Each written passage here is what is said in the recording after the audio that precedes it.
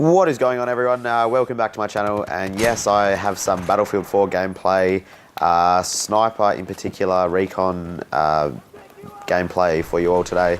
And basically this is going to be called Road to Recon, and it's not necessarily going to be a series, but it's just something I'm going to do inside Battlefield 4, so it might be some tips and tricks, or it might even be a montage, but it's going to be using the recon class and seeing what I can do with that.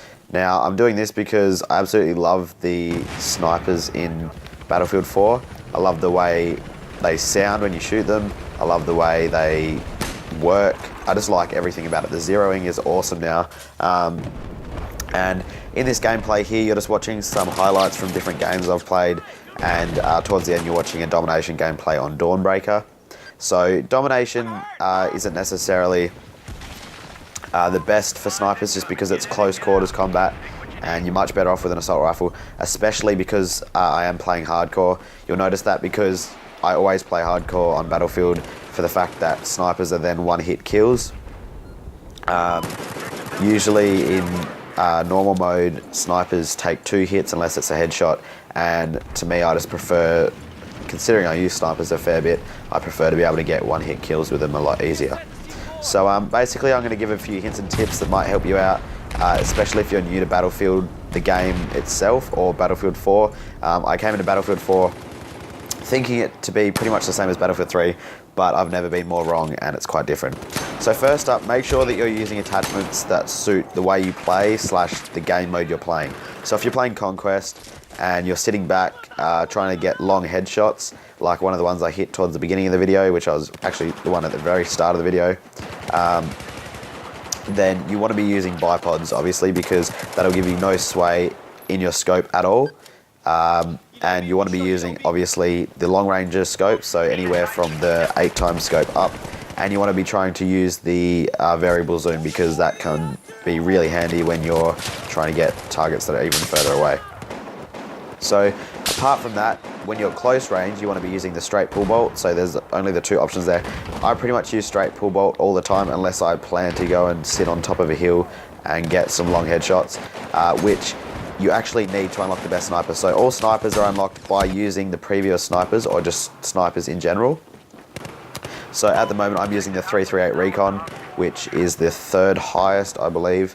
But to unlock the highest, you've actually got to get, I think it's either 100 or 200 marksman ribbons, which for those of you that don't know is a 250 meter headshot. So you need to hit 100 of them. I believe it is 100. 200 would be a little bit too many. But I'm one sniper off the SSR, which is the best unlockable sniper through just using normal snipers. And I pretty much can't wait for that one, because that one is an absolute beast if you've picked it up. So other tips for recon class is the actual gadgets you can use. So you've got a few gadgets, and like I said, pick them to your play style. I would pretty much suggest using C4 in every game except domination, because a lot of the time in domination there aren't vehicles and you don't need to blow up stuff unless you want to use it and kind of set it on flags, which is kind of a dog move, but that's up to you. Or it's really useful to blow down walls. So apart from that, I probably should have had a bit where I showed a screen on this, but anyway, apart from that, you've got the gadgets like the radio beacon, which is really helpful to spawn on, and you can get points for your squad members spawning on it. You've got claymores, which I don't find that awesome, although in this game they are really cool. The way they work, how they set out like strings, and if you touch those strings, they basically blow up. Also, the PLD, which is like the binoculars. For those of you that don't know, they are the first unlocked item for the recon. They are really, really helpful if you don't have a rangefinder and you're trying to hit those long range shots. They will tell you your range, and then you'll be able to zero in. So next up, I'm going to talk about zeroing. For those of you that don't know, it's a new thing that's come into Battlefield 4 for recon only snipers. I believe it might be there for DMR, which is the single shot like assault rifle type things. They're like in between a sniper and an assault rifle. But anyway, how the zeroing works is with the rangefinder. So basically you find out how far away the target you want is. So for example, if you're looking at a wall that you don't know how far away is, you can pull out the binoculars, or if you've got the rangefinder on your gun, find out how far it is, and then hitting down on the D-pad you can adjust the zeroing on your sniper. So say if you find it and it's about 350 meters away, you'll probably want to adjust your zeroing to 300 meters and then aim slightly above the target.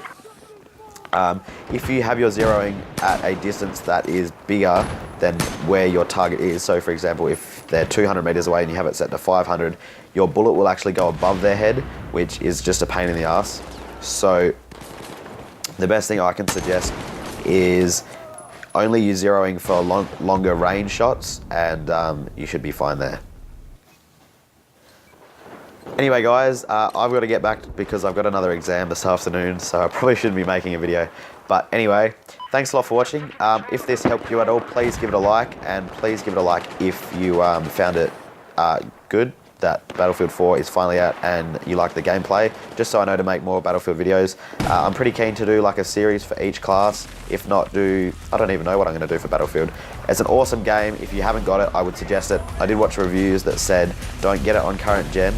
It's definitely not as good. The graphics aren't really improved from Battlefield 3, although they are a little bit. Although the Levolution in this game is absolutely intense and you should get it just for that. But I can see that next gen will be twice as good. So anyway guys, thanks a lot for watching. Leave a like, leave a comment what your favourite part of Battlefield is so far if you've played it, or what you're looking forward to the most if you haven't. And I will see you all in my next video.